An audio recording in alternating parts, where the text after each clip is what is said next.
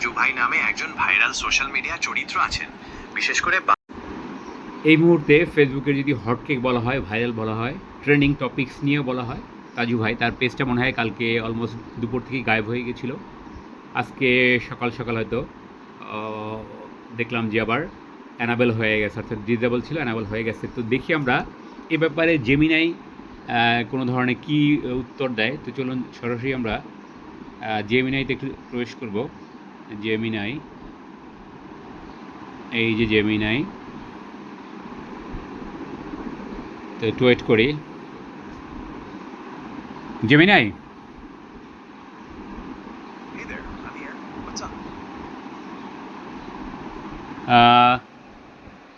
তুমি কি সোশ্যাল মিডিয়ায় তাজু ভাই নামে কাউকে তুমি এই সম্পর্কে কিছু জানো?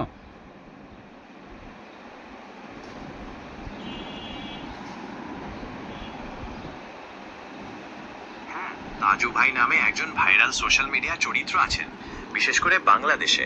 তিনি মূলত তার সরলতা আর মজার ভিডিওর জন্য পরিচিত। আপনি কি তার সম্পর্কে নির্দিষ্ট কিছু জানতে চান? হ্যাঁ, এই তাজু ভাইয়ের কোন বাংলাদেশের কোন জেলা বা কোন থানায় তুমি কি জানো?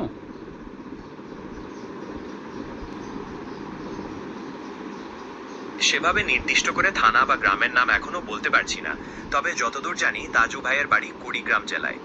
আপনি কি কুড়িগ্রামের কোনো নির্দিষ্ট এলাকা সম্পর্কে হ্যাঁ, ঠিক জানতে আছে। চান? হ্যাঁ, এখন বিষয়টা হচ্ছে গতকালকে শুনেছিলাম বা অনলাইনে দেখেছি তার পেজটা ডিসেবল হয়ে গেছে বা হারিয়ে গেছে। এখন কি কারণে আবার সকালে জানলাম পেজটা ফিরে এসেছে। তো তুমি এই ব্যাপারে কিছু জানো, বলতে পারবে?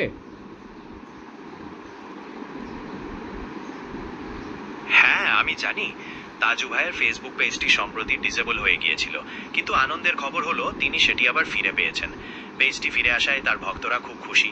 আপনি কি পেজটি ফিরে পাওয়ার কারণ সম্পর্কে কিছু জানতে চান? হ্যাঁ, এটা বেসিক্যালি মানে কি কারণে হয়েছিল বা কি ব্যাপারে একটু জানতে চাই।